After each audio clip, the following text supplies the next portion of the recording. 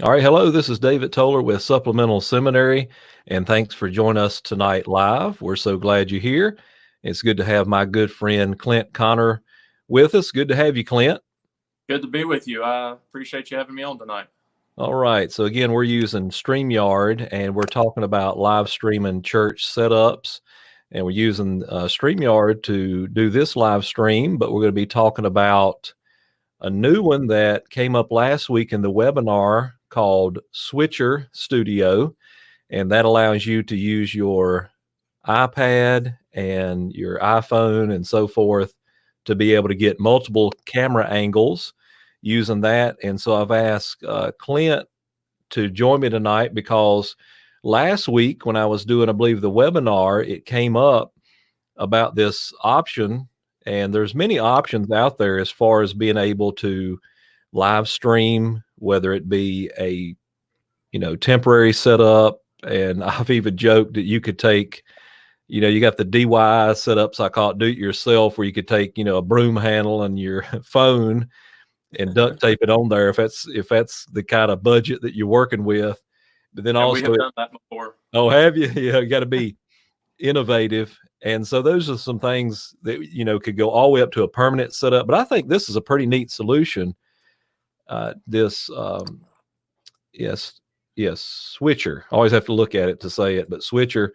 And what I'm going to do, Clint, real quick before I forget, is I need to go on my Facebook here, and let me share the screen so they know what I'm doing here. And I need to share this on my page. So let me go on Supplemental Seminary, and then I can share this so other people can join in. All right, let me switch here. Okay, and then share it. Okay. So with that being said, we will here just turn it over to you, Brother Clint, and just basically tell us about. I know yesterday, and correct me if I'm wrong, but that was the first time y'all have used Switcher. Is that right? Yeah. Yesterday was our first experience with Switcher.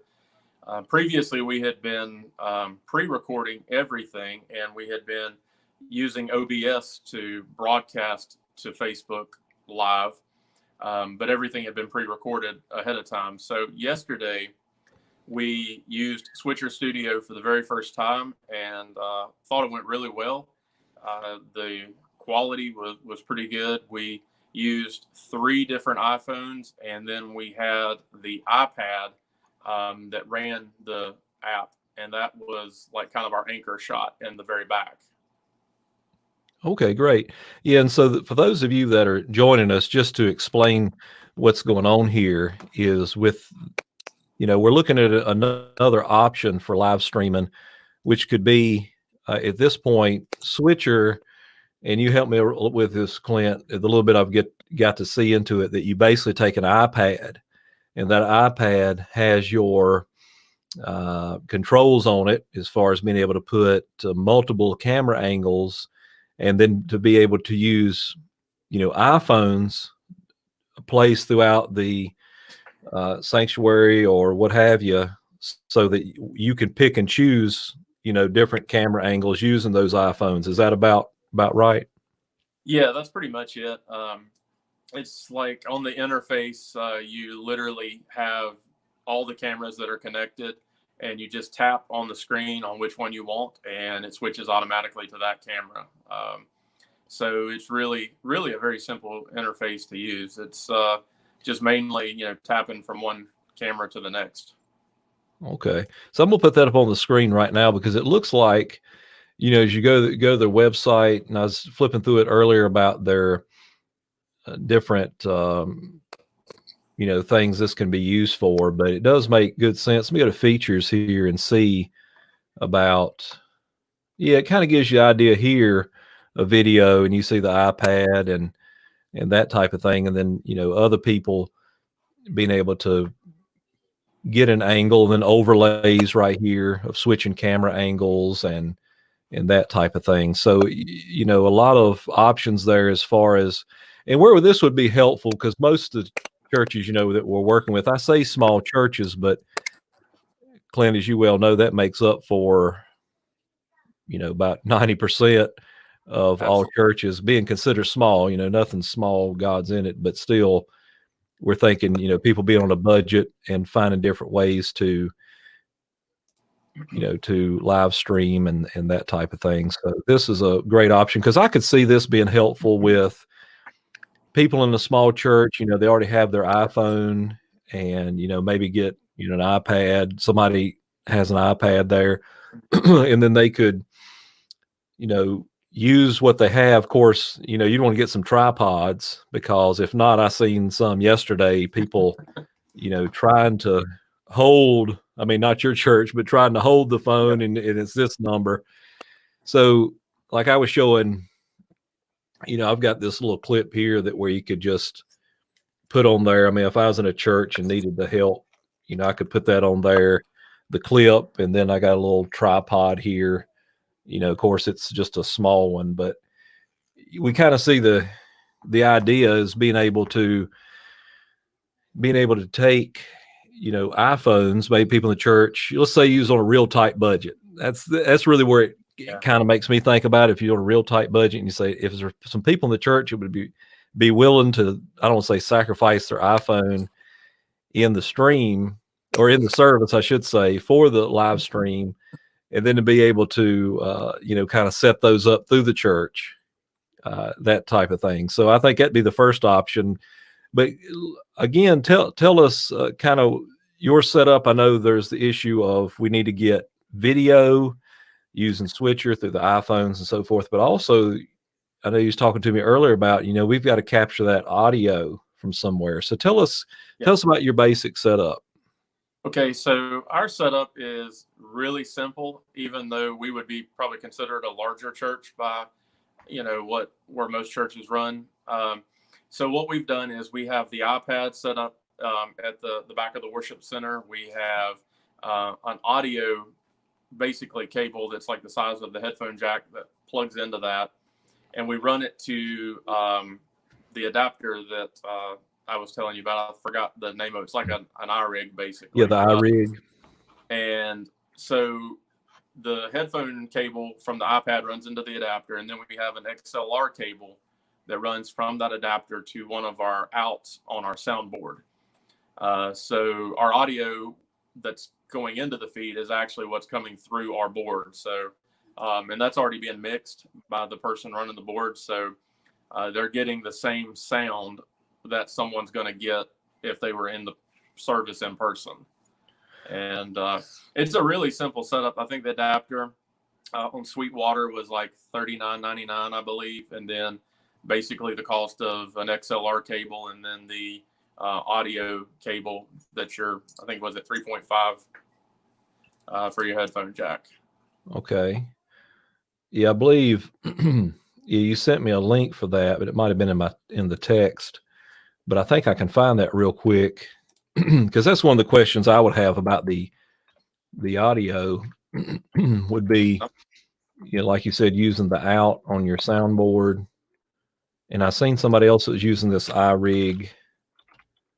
Let's see if I can bring that up real quick. I was looking to see if I could pull it up on mine, or I'd send it to you.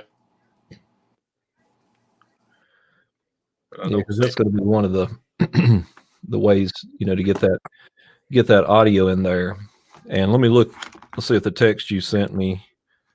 And yeah, that's the okay, iRig PrePre XLR. Let's try that and see if I can get it to come up. Let me share the screen here. Yeah, here it is. Yeah, okay, so this is what you're talking about, is the multimedia iRig PrePre XLR. And so with this one, I'm kind of wondering, all right, I understand this part, going. Mm-hmm. So on the, what would be on, let's see if I can get another view here. Okay, I see what you're saying. So explain how this works. You got your 3.5 on one side and then the XLR. So how would we go about, and what does this actually do for us? Okay, so yeah, on the other side is going to be your 3.5 that you're going to run your cable from to your iPad headphone jack. Okay, gotcha. This is going to enable you to basically pull the sound and the mix that's coming into your board into your live stream feed. So you're actually getting the same audio quality that the people in the service are getting. Okay, so this 3.5 that I've kind of highlighted right here, this goes into the iPad. Yes. All right, and then we go through the iRig here, and then the XLR would go where? So your XLR is going to run from the end of your iRig adapter to your soundboard. Okay, so that, yeah. Oh, I see. Because basically what you're saying is, okay, and this thing runs $40 at Sweetwater. So we're finding the out, okay, on the back of the sound board, and then we're going here to XLR. Is that right? Yes. Yeah, that's correct. We're going all right, soundboard to XLR, and then we're going through this, and then we're going to plug this. This is going to go to the iPad right here. Yeah, that's it. Okay, I got you. I'm following you now. Because well, actually, that's not. I was talking to a church earlier, and a pastor that is actually using this. He has the same exact setup that he's using to get his audio, and so that answers that question. I appreciate that, because I was learning too about how this is working. And I see too, you have the option for 48 volt of phantom power there. But okay, that all right, and then you got control for the gain. That's good. All right, so that's okay. That makes sense. So what we're saying is, when you're live streaming, you're pulling basically two things. You want to pull your video source for one, and then you want to pull your audio from another source. You could get it from the same place, but for example, if you set a camcorder, Clint, in the back of a sanctuary like we have, and you're pulling the audio off, you're going to get this reverb, echo. You're going to pick up those on the back row talking, and you're not getting the processed audio that's coming through the soundboard. And so what we're saying here is, we want to come off either way. Even with this setup, you want to come off your soundboard, your mixer board in your church, and then you're going to find the audio out coming XLR here, and then on the other side, the 3.5 is going to go into the iPad. Okay. Yep. All right. So there we go. That can be a little confusing, but actually it's, once you understand it, it's pretty easy. So I appreciate you explaining that. All right. So I know we got our audio, and next let's talk about the video setup. As far as I know, it's, an app on the iPad. It have to be an app on the iPad. Yeah. And, you get that, and then you're going to have the interface as far as being able to see. Let's bring that back up again, the different angles, okay, that I think we've seen. Yeah, kind of like right here. You kind of get, I don't want to play that video, but. Yeah, you're going to see, so without actually having it up in front of me, you're going to, when you open the app on the iPad, on the, I think it's the left side of the screen, you're going to see all your different connected devices. So for us, we had 3 iPhones yesterday that were connected. Okay, and right. It'll show all 3. And then the person that is running the live stream, that's using the iPad, they just tap on the screen on the different devices, and then it switches to those camera angles. Okay, great. So basically, you're running this person that would have the, an iPhone. Let's say I was in a church, and I use this as an example because we're talking about different options. I was just talking to a pastor a minute ago before we started the live stream. People are really trying to think about different innovative ways, and we're all in different, situations as far as budget and that type of thing is concerned. But with right here, so let's say I was in a church, and now let me ask you this: in your church, are people volunteering their iPhones, or have y'all purchased iPhones separately, or how have you done that? Okay, so for us, we haven't really had anybody volunteer their iPhones yet. We're using phones for for us from people that are already on staff. Since we have, a few people on staff, we're using my phone. We're using Jonathan Wright. He's our guy that runs the live stream. So we've been using his phone, and then we used his wife's phone. And so there was 3 of us. But in a church, maybe you don't have staff, and maybe the pastor is the staff. At that point, I think you can ask people to volunteer their iPhones if you have people that are willing to do that for the duration of the service. And literally, most of your phones that are at least, I think from what the iPhone 6 and up, I think they shoot in 4K. So anything above that, you're going to be able to broadcast in 1080p, when you live stream. So if you don't, like I said, if you don't have a church staff like we do, the best thing I can recommend would be if you got kids, borrow their phones for the service, or right. Use your spouse's phone, or maybe you've got some people in the church that would be willing to, like you said, donate their phones to the live stream for that 30, 45 minutes to an hour, somewhere in there.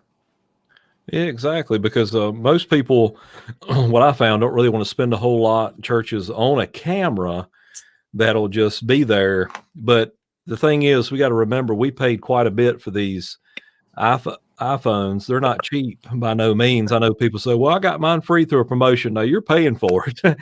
You're paying for it on a monthly basis on your, to pay it off. They've just broke that down so that in payments that you don't really see that much on there is the difference. And that always kind of tickles me a little bit, Clint, because people are trying to cheap out on cameras in the church. And it's like, they say, well, I don't want to buy nothing, no camera. I'm like, well, you paid $1,000. Well, I didn't pay. This is the iPhone 8 Plus, but they don't mind paying $1,000, $1,100 for an iPhone.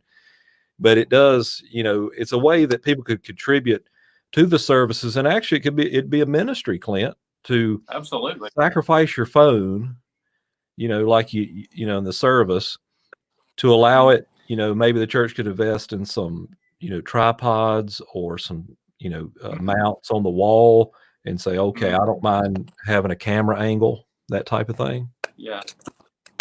In fact, what we did, we had, I have a tripod, that I brought that belongs to me that we used. And then we had one of the other cameras, or phones, excuse me, was on a tripod that the church had. And then our third camera, which was my phone, one of the things we were doing, instead of it being on a tripod, we were using this device called a gimbal, which is basically, it looks like it's like a hand grip thing almost, with a mount, and it's motorized. And so as you move along, as you're holding it in your hand, it stabilizes your shot, like you said, so you're not having the phone doing the the shaky thing. And so we were doing that, and that was our kind of our moving shot. So I just took that and would pan back and forth across the platform, so just kind of moving from one side to the other to give it a little bit of movement. But you wouldn't have to do that. You could have tripods on all of them. So that's one of the things I love about this, is the fact that it utilizes stuff that most all of us already have. Most people already have an iPad. Most people already have, a decent iPhone. So I think it's a great option for churches that have a small budget that want to be able to live stream. Oh, exactly. When you mentioned this last week, I know, that there's really no excuse, in my opinion. Of course, I'm all for it because I love live streaming, YouTube, cameras, microphones, all this stuff. But in a sense, there's really no excuse. Any church should not be, especially after this, in my opinion, this pandemic, that they should not live stream, because you could use, let's say, I know we say budget all the time, and somebody says, well, I really don't have much options. Well, if you have just a singular iPhone, you can be live stream, get you a nice tripod and a microphone, or don't even get that. If of course you want to improve your audio, and let's just say that you set up a tripod and that you do that. And I mean, that's basically all you have. Okay. You can do that, or you can go up to, like I said, a camcorder or a camcorder. You could use a GoPro. There's just all kinds of options that someone may already have in their arsenal, so to speak, all the way up to a professional. I don't want to say a professional, but to go up, tier up and really get a permanent setup, eventually, or if you, which would be way over top of my head, doing what I call professional, like newscasting. You talking about a switcher here, but I'm talking about, you got multiple cameras and you actually have a switcher there, and people posted the cameras. But that's another problem too, Clint, is finding people that will volunteer to do these ministries. Absolutely. In fact, you mentioned like the newsroom and the switcher. I actually had the opportunity. I attended and served at a church where it was actually big enough. We had a production room with a producer and a director, and they had the switcher, and there were 3 cameramen. And but that's not most churches. 90% of churches never are going to get there. So I agree with what you said. If you have a single iPhone, you can start there. I mean, I always tell people, start where you are. That's what's important, is starting. Even if you have one iPhone and it's an iPhone 7, get a tripod, set it up, get a microphone, and start there. You can always improve. And I think the key is right now that we're doing something to get our content online. Yeah, and last night, I seen something, excuse me, that really spoke to me, as I follow Brian Tracy on Facebook and YouTube and that type of thing. And he put on there that action is better than perfection. So you learn as you go along, you improve each and every step of the way, and learn something. So if you're watching this right now, if you could do me a favor, I just want to do a little commercial. If you could give it a thumbs up, a like, whether you watch it on YouTube, Facebook, maybe give it a share. Give us a shout out in the comments. Let us know you're here, because here in a few minutes, we're going to be taking questions. And so if you have questions about live streaming, you have questions about technology, YouTube, StreamYard, any of these resources, or you'd like to know how we've got ours set up tonight, just be sure, let us know you're here, and be ready with your questions that you could submit here in a little bit. In fact, you could submit them now. That way you get first in line, and we'll go back and look at those later. So give us a little shout out there.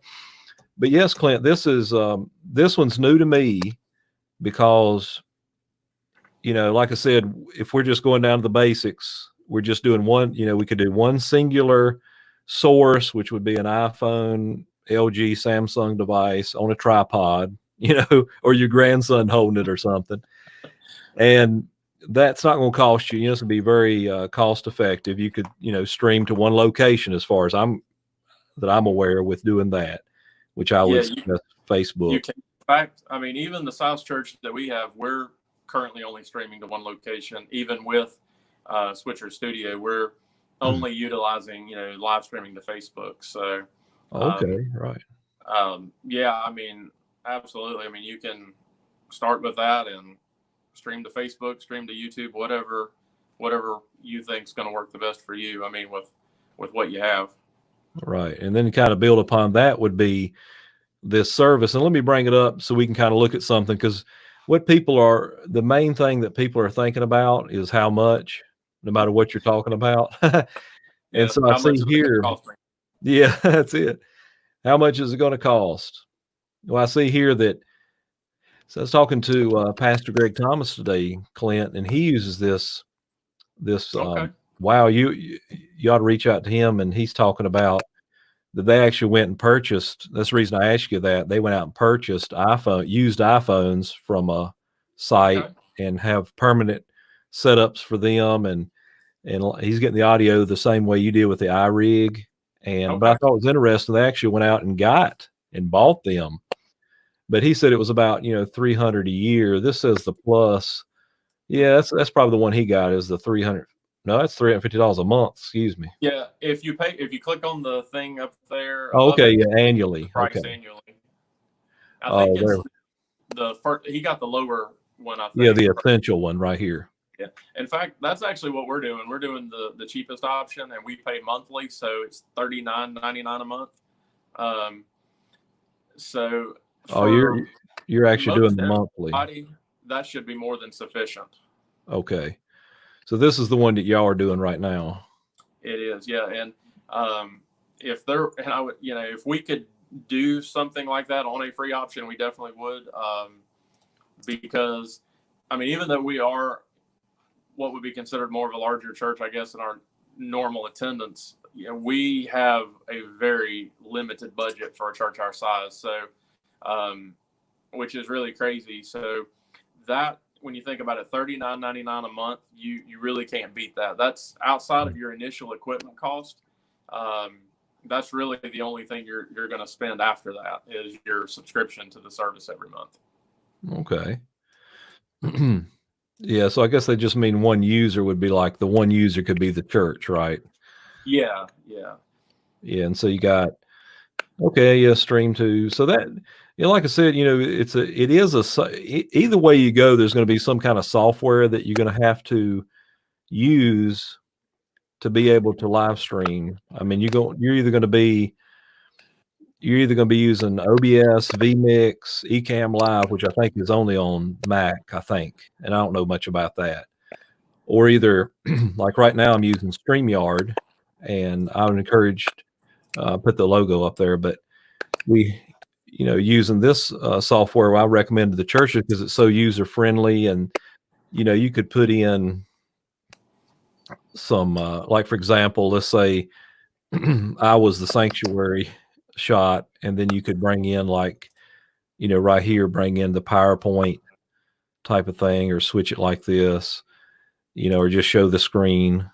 So there's a benefits to that, to be able to switch shots. There are some limits on it because I had problems Wednesday night using this with my output. I hope my audio is okay. If it's not, y'all let me know in the comments. But I was clipping Wednesday night, and you really don't have an option to, there is an option in here, Clint, that you can go in and disable where they process your audio, but I haven't tried that yet because I'm processing mine on my end, but then it might be overkill to do it from two places. So again, we go back to, you learn along the way, you make mistakes, you get out there, you do the best you can, make slight adjustments, and move on. Don't get caught up, because I see people, Clint, and I'm sure you do on your end, get so frustrated with not being perfect. And that was something me and you talked about the other day. Absolutely. And, there's a difference in, wanting something to look good and have good quality, and obsessing over it to the point that, you're always like, no, it needs to be better. Let's try that one more time. I think that we can get so wrapped up in, like you said, trying to make it perfect that, we lose sight of why we're doing it. And ultimately, as we talked about, I think Friday, we were kind of talking about this, God says his word won't return void. And so if we're faithfully proclaiming God's word, even through, no matter what, if our live stream isn't what we necessarily want it to be, maybe, or what, we would hoped it would be, God can still use that. And I think that we got to remember that's our main focus, is that we're using this to get God's word out. And so his word's not going to return void if we're doing that. Oh, that's it, because I'm a perfectionist and I'm constantly battling with, if you wait until everything is perfect, you're never going to do anything, because I've had the ability to do all the things that I'm doing right now for about a year, but it never was good enough. It never was perfect enough. I mean, you're always, but you're going to have to take action upon it and just get out there, do the best you can with what you got. And I'm not talking about, quality matters so much. And, I try to explain to people that a lot of the pastors don't feel comfortable with being on video or being live. I said, well, don't worry about it at first, because nobody's going to be watching, just to be honest with you. Unless you have a Facebook page to where you've built an audience, and most of them haven't created a YouTube page, which YouTube is difficult to get subscribers and get people to on that platform, that's a challenge in itself. You put it out there, you're streaming live, and and nobody's going to be watching. And Yeah. so it takes a while to kind of build an online presence and to learn from it and get used to the idea. I mean, even like right now, we don't have hundreds or, thousands of people watching, but we got to keep in mind that, as we talked about in the green room before we started, that, this will be saved on Facebook and YouTube for people to watch later. And so Yeah. you give the best quality of what you have, and don't worry about, the number I see in the corner of viewers coming and going, because that, Yeah. Yeah, I think we get too hung up on that if we're not careful, and we obsess over that. If, oh, there's not enough, or especially, if that number begins to grow, then it's like, oh, well, I've got more people, so I've got to make sure this is perfect. And I think you and I were talking the other day. I forgot, gosh, how many ever years ago it's been, like 6 or 7, when I was at Ferrystone, and I remember we started doing some videos because at that time there were some other pastors who had started doing that, and I hated it. Mhm. Talking in front of a camera was horrible. It was, we'd sit there and record for 20 minutes to get a 3-minute video clip. And, and like I was even telling you, we were talking last week too, it's one of those things you just got to do it, and you start where you are. Like you said, not that many people are watching in the beginning anyway. I mean, because you're just kind of getting started. That's a great time to kind of get your feet wet and, kind of learn, how to do it and what not to do and things like that. But, as much as I hated doing those videos and stuff, I would just say the most important thing is, like you said, just get started. Mhm. Just get started. Like you were saying, there's no perfect time. It's, if we waited for the perfect time to have kids, we'd never have kids. If we waited for things to be absolutely perfect for anything, we'd never do a thing. So I think it's really important, like you said, just get started doing something with what you have. And like you were sharing on your live stream last week, as I was watching, how you started with a Logitech webcam, and Mhm. then you went to a better camera, and then with your mic you had the Blue Yeti when you started, and then you went up to a higher quality mic. So you start with what you have the ability to use, and then as you get into it, you can build on that. Yeah, and you can get good, quality without getting into, a whole lot, which I have a overkill. You seen my setup the other day. It's overkill, but it's something I enjoy as a hobby. And, we all have an outlet that we use. Mine's kind of, microphones. I'm using this Tech Zone Audio Vintage X2 Stellar large diaphragm condenser microphone, because I like it, because it's bright and because it's clear and because it's real, gotten the high end. Crispy is what I like to describe it as, but it's really not necessary. I mean, I could have a USB microphone or use the one I have, but that's the main thing, is just get started where you are. And we both remember back in the day, remember when it was a big deal when you put your audio sermon online. I mean, that was a Oh, big yeah. deal, and the nervousness that come from that. And then you send it out there and you got crickets. And then it where when I was at Tabernacle, we put a camcorder in the balcony, and we would record and upload later to YouTube. And that's kind of where I got started. You had to get used to, being in front of the camera. And Yeah. even now, that's still valuable. I don't take away from that, but now it's more the live streaming, that people want it right there, right now. And the benefit of live streaming is you're live at the moment, and then it's archived and kept, and people can go back and watch later. Yeah, absolutely. In fact, it's funny you brought up the audio recordings. I remember having a digital voice recorder that I laid on the side Mhm. of the pulpit and recorded my sermons and uploaded them to the church website. And man, thought we were, doing something big. And uh, then I remember going to doing the video sermons for YouTube. And I mean, literally at that point, I think we spent like $100 on a Sony camcorder that we had stuck, up in a balcony area, and we were recording. And I mean, the quality wasn't that great, but as you look back on it now, but at that time, we thought we were doing pretty good. And now, as you said, we have the ability, with our phones to literally go live instantly. And especially on Facebook and stuff, it'll notify all your followers and your friends that, hey, this person's live, and you can have an audience within literally just a few seconds. Yeah, and that's one of the things I try to explain to anyone doing the live stream, and that it's a whole lot to it. Find out how you're going to get the video and the audio, and then once you get that, you got to figure out and build. If you have a Facebook page, like for example, let me bring it up on the screen here with our church here with Facebook. I think I already had it brought up somewhere. But anyway, it's going to, like I said, you're going to have to get some likes and encourage people to like and share so that when you do go live, it's going to notify some people of, you being live. So you can see here that our analytics, is down in comparison, but I mean, we've reached, it says 4,800 people and engagements, and then page likes is the goal. That way, each time you go live, they're all alerted. And this has been something I've been working on since I come to the church, is just get the, people following the church, the people that like the church, as far as on Facebook.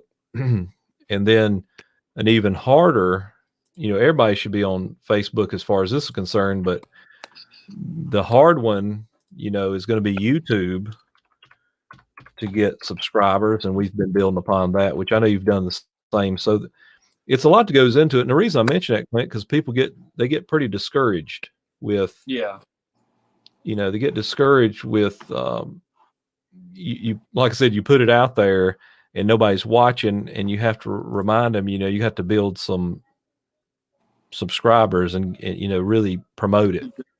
You do. And to do that, consistency is really a big thing for that.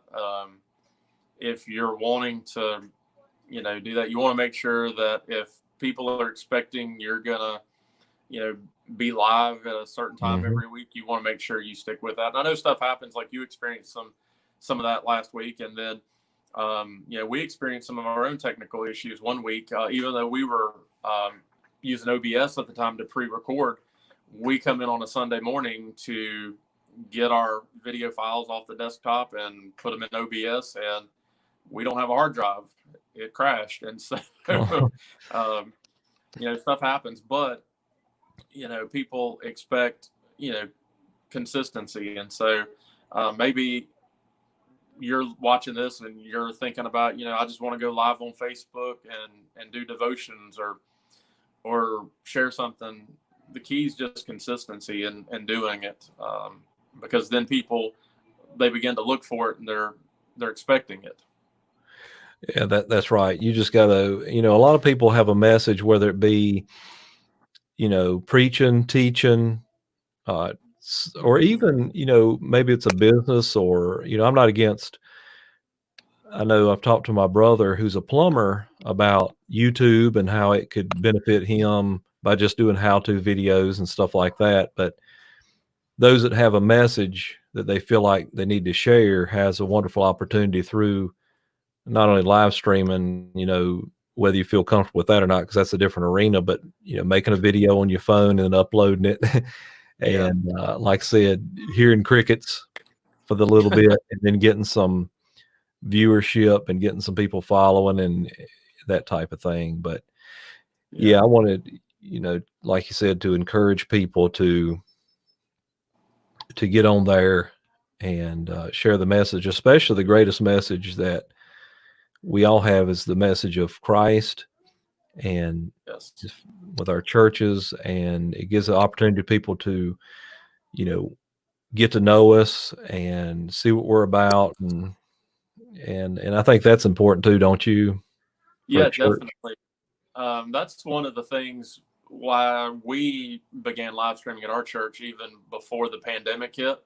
I think we started, I can't remember if it was at the beginning of the year or late last year, but we've probably been doing it for, maybe 6 months or so roughly. And that was kind of our thing. We wanted people outside of our church walls to get a feel for what coming to our church might be like on a Sunday morning, and what they could expect, what they might think, what they think they might experience. And so that was our main reason and motive for wanting to start live streaming, was so that we could show people what a service would look like at our church. And that's huge now, because, when we were kids growing up, if you wanted to find out something, you went to the yellow pages, you found the phone number, you called. And there's, probably some churches still doing this. And if they do, it's not a knock against them or anything, but, you'd call. And I remember doing this at Ferrystone. We left information on the voicemail about the church. I mean, what our service times were, what we offered, and things like that. But nowadays, people want to see that. And so, doing the videos, the live streaming is a great way for people to be able to see your church and what the feel of it's going to be and what the experience would be like before they ever come. It's a way for them really to kind of, decide if they think they want to come or not. And hopefully we're putting stuff out that encourages them to come and makes them want to come, because they like what they see, and they feel like it would be a place where they're going to be able to connect to Christ and to, hear his word.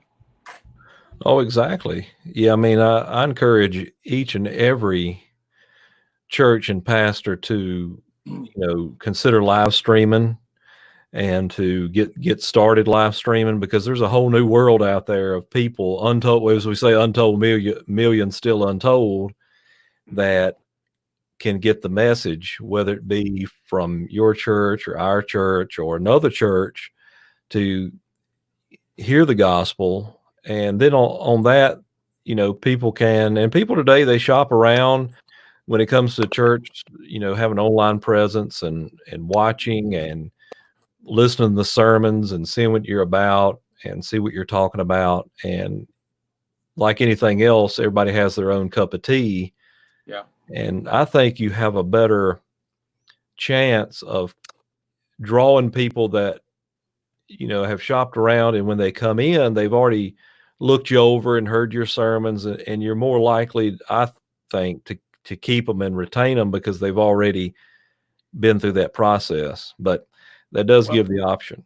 And two, I feel like building on what you just said, it helps people to build a connection with you before they've even come to your church for the first time. And I don't know, like, for instance, you say that kind of made me think of years ago. Well, I'll say years ago, it's been years ago now. I remember when, Kendall Smith and I went to the Jacksonville Pastors Conference that first year.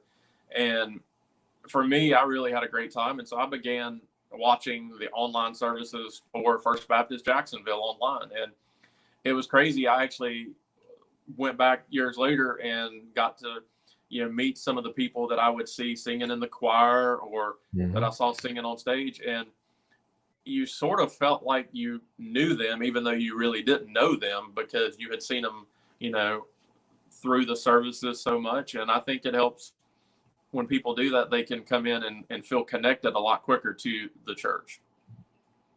Oh, exactly. And so, but anyway, I want to allow here just for a few minutes, and we'll continue to talk here in a minute. But if you're with us here right now and you're listening and you have a question, or maybe just a comment, maybe you found your church through a live streaming or videos, or you appreciate online videos that your church are doing, or you enjoy meeting new people through this and listening, and it gives you option to listen to other sermons too, and other services as well. Or if you have any questions or comments, be sure to place them in the comment section below, whether you're on Facebook or YouTube, and we'll try to answer them the best we can. If you have any questions, comments, and always say and/or criticisms that you'd like to share with us. And that's one of the things too, speaking of criticism, you think about putting yourself out there. I remember taking a public speaking course, and the teacher said, why do we not like to get in front of people and speak?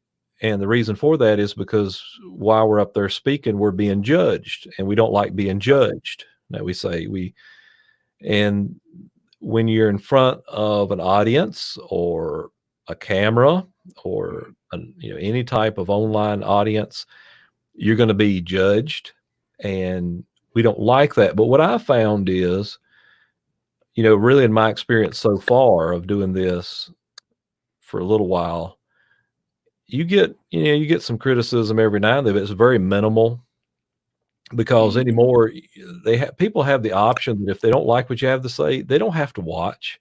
They can turn the channel, so to speak. They can turn you off. Keep And scrolling. yeah, and if anything, yeah, just keep going. Nobody's making you, forcing you to watch this. Nobody's forcing you to, watch a church service or anything else. So that's something else that I think people that are afraid, they're afraid people will criticize them. Yeah, and I think, especially if, like you talked about being a perfectionist, I mean, I'm that same way too. And I think for us, it becomes really easy for us to worry about how we come off and how people perceive it, and was it okay? Was it good enough? But like you say, I mean, I think you'll get a lot less criticism than you would think when you do this, and you're You're going to get right. more.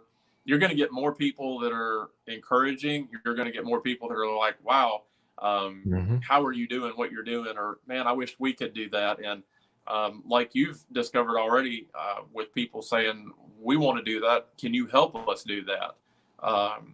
And so I think that it's, to me, the rewards of what we can see God do through this technology far outweigh any negatives, be it criticism or any of that. There's just too many positives, I think, that I see God using with this technology that we have now. Oh, it is. And you think about, I remind myself about, like the Apostle Paul, the apostles, and those, as we talked about, celebrate Memorial Day, and those, the foundation we stand on in our church and in our, in our country is stained with blood, sweat, and tears. Yeah. And we're worried today that somebody might leave a mean comment on Facebook. I mean, really, in comparison, Paul talks about he's been beat and he's been shipwrecked and, beat with many stripes and imprisoned. And then we think, well, somebody criticized, because my microphone clipped Wednesday night. It's really not a big deal when you think about it. And, but that's, I encourage, again, everybody to, what we're trying to show you tonight is there are ways to do this, multiple ways, whether you're on, just like I said earlier, a real tight budget and you say, I don't want to invest in this. You could use your phone, like I said, a broom handle and some duct tape to make a tripod, because, you paid $1,100 for your phone, but $20 more for a tripod would be, outrageous. But Yeah. so you could do that, and then doing more permanent setups. There's pros and cons to each. And then what you shared tonight about, Switcher Studio, that people could volunteer their iPhones for the service and be able to, get multiple camera angles depending on how, what is the limit of those? Is it like It's you can have up to 9 different 9? devices. So literally, I mean, you could have more shots than you probably, double probably what you even need. I think most, churches that run, maybe even 1,000 people probably only run about 3 to 4 cameras. So I think if you strategically place those phones in certain spots, I think 3 is probably going to be plenty for most size rooms. And even for us, we found that 3 we think is probably more than sufficient for us. But that's one of the things that I really like about this. Like us, we were talking earlier, the upfront cost is really cheap. You're talking $40 a month for the app. You're talking $40 for your iRig adapter, and then your cabling. I'm not really sure what an XLR cable and your 3.5 cable runs you, but I'm figuring with the adapter and the cables, you're talking probably less than $100 to get your equipment because most everybody already has an iPad, like we said. So it's really cheap and easy, I think, to get started. Oh, exactly. I want to share a couple pictures with you. I'm going to share the screen here. This is from Pat. He said it was okay to share this. Pastor Greg Thomas in his setup. Oh, As nice. you can see here on the, this is the center camera that's through switcher. And I don't know why I have to think twice before I say that, but he's got his logo up here, and he said that can either be added or removed. And then all this is there as well, the titling, the overlay, I guess you would say. And this Yeah, is which has a beautiful sanctuary, but this is a good quality, shot right here that for is. it. And the nice thing, like Greg was saying, you can add your logo in the corner if you want. You can have the lower third there at the bottom with your text information. And that's one of the nice things about that. You can also, I don't know if he's using it this way, but I know you can also do pre-recorded videos. Like if you have a countdown video Oh, leading into right. Yeah. your service, you can start your count. You can actually have your video in there. And it is really simple to use. You and I know have gotten into a lot of the tech stuff over the last few years, but I look at it that you don't have to be, an expert in this. You can, you could really know very little about this and still be very successful using these methods to live stream. You and I talked the other week, I think that, Google and YouTube, it's amazing what you can Yeah. learn using those things. Oh, exactly right. Even to learn this, you Google, YouTube. Let me show you this, Clint. I thought this was very innovative. Is one of the places that one of the locations, if you've ever been to his church, is kind of, Yeah. you look around and which I love it, set up, what I call we got like our church, the rectangle church, but this is more of the, span and be able to see everybody. But over top of one of the exit lights, they have one of the iPhones that they've purchased that has a lens on it. You could put over.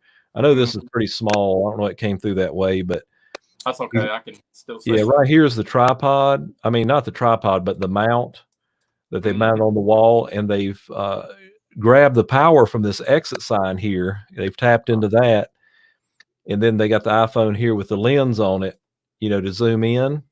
And so I thought that was pretty innovative, and he's got in place throughout all the church. Let's see if I got any more pictures here. Let's see, that's a microphone he sent me, but and here's a picture of the iPad. Yeah, good. Yeah, that you can see on the left-hand side there. There's your different angles and your overlays that you have right there. And then on the right-hand side, you're going to see your preview screen and what you're actually broadcasting. And you really can't get any simpler than that. Literally to change your angle or to put one of the overlays on, you just literally tap the screen right there. And you can't. Yeah, I was gonna say you can't really get any simpler than that. And then too, like you were just showing with the setup Greg has there over the door where they have the iPhone mounted. You can control your zoom on the iPad for each of the cameras. Oh, wow. So, in fact, I didn't realize that, but Sunday morning I'm sitting on the front row and I'm using I'm using my phone as one of the cameras, and I noticed that my camera starts zooming in and I'm not doing anything. So the person running the iPad was controlling that. Okay, yeah, that's neat because I see he's got the countdown video here, and like you said, you could tap that, and then I see right here it's got the outputs. Yep. So I have an iPad. It's an older one, but I'm gonna maybe get if I have a free download just to kind of check it out. Yeah, they actually do give you a free 2-week trial. Okay. When you use the trial, though, it does have their watermark on it Oh, gotcha. the trial. Because we were thinking that, hey, we're just, we'll do the 2-week free trial. And when we found out it had the watermark, we're like, well, we can't broadcast that. So we went ahead and just, paid the monthly subscription fee. And for right now, this is what we're, going to be using at our church to live stream because this, for us, is so easy and so simple, and that's good for us because we might have a larger church attendance wise, but we're kind of in the same boat a lot of churches would be as far as volunteers. We have a very small pool of volunteers that we can pull from to do things. And so this makes it easy for us to live stream with multiple camera angles because, like you said, we set the phones up on tripods, and then we don't have to have someone manning those phones. There's literally, like, I was the only actual live person that was, operating a phone on Sunday. Oh, wow. Okay. Yeah, when you brought this up last week, I said, this is certainly something we need to talk about. So in the last few minutes here, we got about 5 minutes, Clint. I'm kind of hang out a second, see if anybody has any comments or any questions about what we talked about tonight. I don't know if do you hear like a clicking? Or is that just? I did there for a minute. Yeah, I'm not sure what that is. I kind of turn my speakers down, it'll stop, but I hear it a little bit right now. But so anyway, if you have any questions or comments about this program that we've been talking about, or any live streaming setup, is Clint. He's pretty well versed. We work off each other and asking questions about technology, is being able to through this subscription based software, being able to live stream using an iPad and iPhones that way. So I see here we got a comment I'm gonna bring up on the screen. Let me bring us back. And okay, Chris Foley. Let me see, bring us up that way. I know it takes up a lot. But he says, "Hey guys, I'm a little late to your stream, so maybe you've already discussed this, but where does your sound come from? Does the program interface with the board, or does it plug audio from phones? Also, as you probably know, we struggle with our internet here. How much worse will it make it to run several phones?" All right, so let's go back. Clint, if you want to talk about the audio again, Okay, sure. Chris, I will bring up the picture for it. Okay, so yeah, I know all too well what Chris is talking about with the internet woes there. We suffered through that. But as far as the audio, what David's just bringing up there, we use an iRig adapter. And so we run an XLR cable out of our soundboard on one of our out channels. We're going to run it into the iRig adapter. And then from the other end of the iRig, we run a 3.5 cable out, and that's going to go into the headphone jack on the iPad. Okay, right. Yeah, I'm going to try to draw out a diagram here. This, of course, would be your soundboard out. Okay, so we're going to go out, and then we're going to go XLR right here, the 3 pins. And I don't take for granted that people, I was using that terminology, Clint, last week, and about the XLR, and somebody said, "What's that?" I said, "Okay, it's XLR." And then right here, the 3.5 is going to go into the iPad. Okay, they're not alone on that. Believe it or not, I actually am not well versed on sound technology. I know enough to turn the board on and operate a few channels, and that's about it. Yeah, and Chris brings up an interesting challenge for a lot of churches I've spoke to, that they don't have good internet connections. Well, I've run into a couple of challenges. Number one, there are several churches I'm working with that I'm telling them, it's time for you to upgrade to, a, well, they're on, what they call it, Comcast. I'm not Comcast. CenturyLink. Yeah, DSL, right? They're on, that one. And I said, you need to upgrade to Comcast, but I know not everybody has the option. So that would really present a challenge, Chris, to not have a good connection. Thankfully, at Faith, we're in an area where we can get a good connection, and two, this is so important, that you need a hardwired connection. Hardwired. If you tried to run off Wi-Fi, Clint, it did not work. So we actually are running off Wi-Fi where we're at our church, but we have Comcast Xfinity for our internet. We're getting the gigabit on our download, and I forgot what our upload is, but it is the Wi-Fi for us is pretty sufficient. But where Chris is at Ferrystone, that is going to be a problem for him. I think possibly because I don't know. Chris can correct me if I'm wrong on this, but when we were still there, like 3 megabits, I think, was all they offered us over in that area. So I don't know if it's gotten any better or not. Clint, do you know of any other options for churches? I don't right off the top of my head, but without researching, but do you know any other options? I've had another church that, Chris said, yep, that's all. Wow. So it hasn't changed in 7 years. Yeah. So are there any other options for churches that they can't get, it don't go that far? Do you know of any other options for them? Yeah, there are, I think, some options. Like this is probably not going to work for Chris because of where they're at with limited cell phone coverage over at the church there. But for some churches, there is the option of using like a mobile hotspot.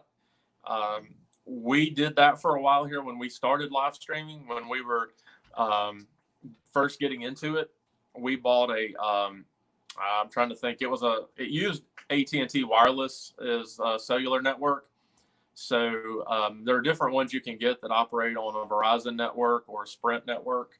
But if you can get a mobile hotspot, a lot of them will have unlimited, data on them, which our plan did. I think it was like $65 a month.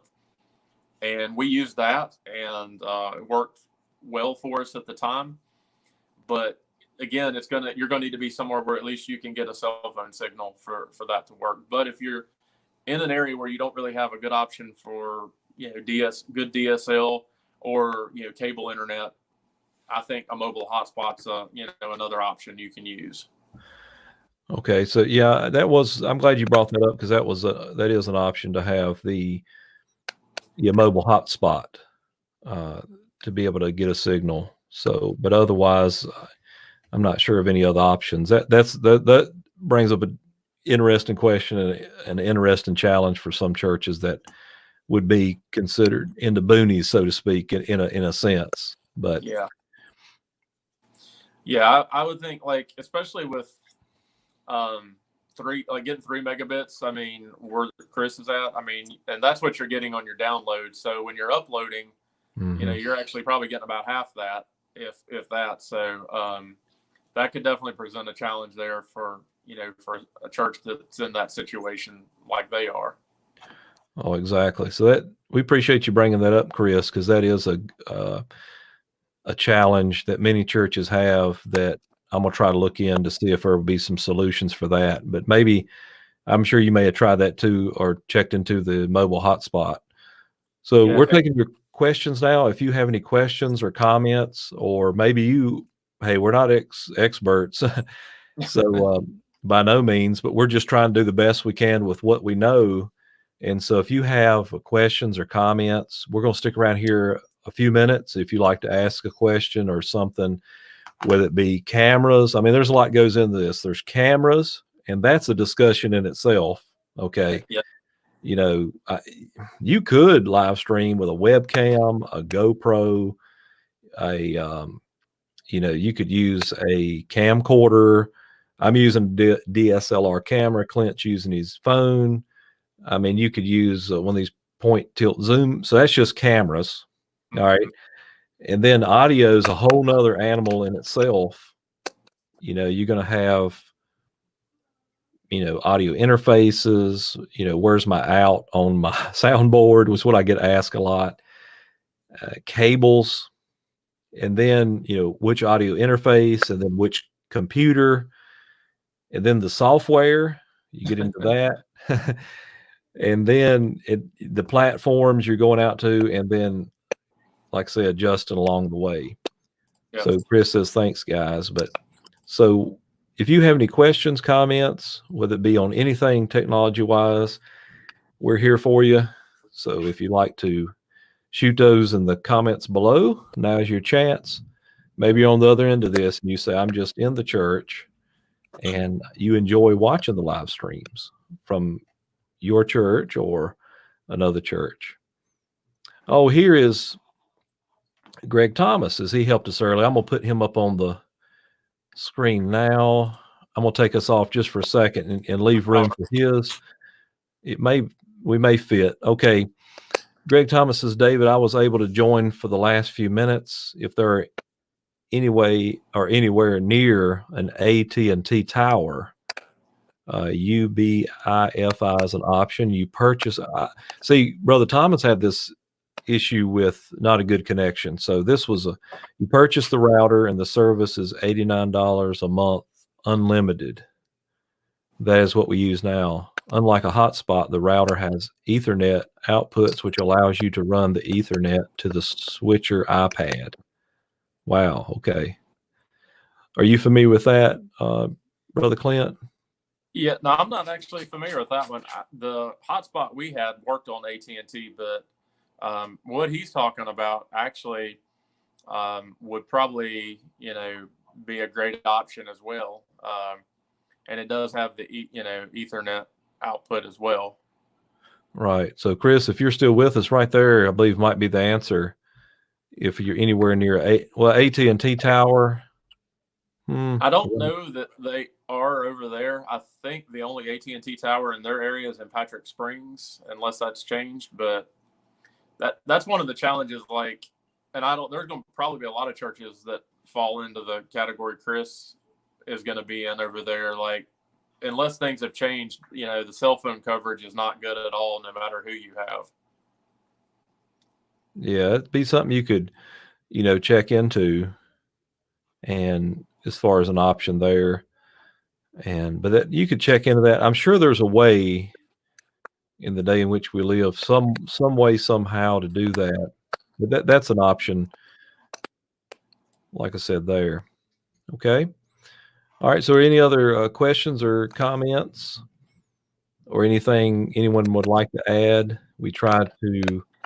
I know it's a lot to take in, a lot to cover, but we tried to go over an overview, and we're glad to help you any other way we can. And Greg Thomas says, okay, you can check the map to see if it's available. Also, they have a 30-day trial period to see if it works. If not, you can return the router for only a restocking fee. So, okay. Yeah, and I believe, Brother Thomas, that you did have a problem with that. I believe, we got started that with the live streaming and all, you had a difficulty with the internet and having a good enough connection. So a lot of these things we don't always think about with churches. Okay. All right. Anyone else have a comment? All right. Chris says he'll give it a try. Definitely something worth looking into. Hopefully you can find a solution there, Chris. Yeah, there's probably a lot of churches that find themselves in that sort of situation in rural areas, and that's one thing that does make it tough, is when you're in areas that the internet's not good. Oh, yeah, it says, Greg Thomas says, yes, sir. We were not going to be able to stream until we found this. Okay, and then he put two, no contract. Well, that's good. You can't even say that with Comcast. Yeah, that's definitely good, especially if you can no contract and can return it for just a restocking fee. That's not bad at all. And I kind of want to mention this because this comes up a lot. We face it at our church, and I face it personally, but I shake it off more. Is when it comes to live streaming or making video or having an online presence, don't get frustrated. You're going to have problems. Things are not going to work. You're always tweaking, always working, always, finding other ways. Because here's the thing: if I was to train somebody in our church, which I'm working with my wife right now and a couple others to do the live streaming, I can show you real quick how to live stream using the software, but that's not going to be enough. You say, well, I understand the software. You're going to have to be able to, because anybody could about do that. You're going to have to be able to troubleshoot when your audio is not working right. When things on the basically on the fly, you're going to have to be able to think it through and find other ways to make it work while you're live, and then sometimes you're going to plan to go live and it's not going to work. And, let's say the internet's down, or you're like last week, I was going to do a webinar. And I mean, I thought, how ironic is that? Getting ready to do a webinar, had a live stream, and then my computer crashes. So I just went and reinstalled Windows, went through the process and said, we'll do it Monday night. You can't get, I mean, yes, it was discouraging, but don't quit and just say, oh, the computer quit. Just start over and be encouraged, and don't give up. Don't just get frustrated. You can't be that way, because if you are, you're not going to make it long. That's right. It reminds me years ago of being placed in the sound room at Northside Baptist, and I didn't know anything about audio. I mean, I know how to turn it, like you said, turn it on, but I wanted to help any way I can. But I'm telling you, if you are someone who's super hypersensitive and don't really, can't handle criticism or getting what I call the look when you're in the sound room, and only sound men know the look of a CD or a soundtrack not playing or something, and they cut them eyes over like to say, I will cut you, boy. Then, you got to develop a tough hide and be able to work under pressure. Absolutely. Yeah. So, but anyway, real quick, if anybody has any questions concerning live streaming, we're going to stick around here just a few more minutes. And once those taper off, we'll let you go for tonight. And yeah, I noticed in this live stream, like through my speakers, there's some kind of clicking or popping or something. I don't know what that is. But, yeah, I'm hearing it on YouTube. I'm not sure if it may be even our internet connection here. I'm not really sure. Oh, okay. Yeah, I was looking on my end because it could be something, as we say, you never really know. All right. So everybody good? We will, of course, if you have any questions, and you can visit my website, supplementalseminary.com. And then Clint, tell us about your church and your website, and so they can check out some of the stuff you've done. Okay. So I'm in Danville, Virginia at Hope Church, and you can go on our Facebook page. It's Hope Danville, and you can find our live stream videos that we've been doing over the last few weeks. You can see the one from yesterday, which will be utilizing Switcher Studio, which we talked about tonight. And then you can see the previous ones that we used, that we did pre-recorded using OBS. And then if you want to go far enough back, you can even see some of the ones that we've done when we first got started using a Mevo camera, which the quality was not as good on that. And you can kind of see the difference. But those are some of the, in fact, that's actually the video David's got up is the one from yesterday. So you can kind of see our progression of what we have done. Okay, let me fast forward to here a little bit and bring it up. So this is right here, some of the that's one of angle. the iPhones. Okay. Yeah, I know you mentioned the Mevo, which kind of, where you're switching scenes, like it just switched right there. Mm-hmm. Yeah. Yeah, that's another. That iPhone on that shot is further back from the stage. So, and that's my phone right there. I'm sitting on the front row and just panning across the platform. Okay, right. And that's one thing that's important too, that again, going back to quality, that they say people online have the attention span of a goldfish, that switching camera angles, allows you to keep people's attention, besides just one primary shot, all the time. So, this is pretty neat here, because if you don't believe it's hard to keep people's attention, start a YouTube page, make a video, and then look at your audience retention on that video, and you will soon find that it is very difficult to keep people's attention. So that would be the benefit to these different camera angles. Yep, absolutely. And kind of switch around a little bit here and just, see the different, angles and so forth. Yeah. Panning back and forth. And this is using, like you said, it was the first time y'all used it.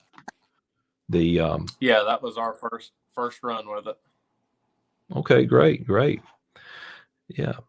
So anyway, Clint, I appreciate you being with me tonight, and I believe it'll be a help to a lot of people. And in fact, I'm going to look into it a little bit more myself, because I was looking into running a camera, which I still may do that.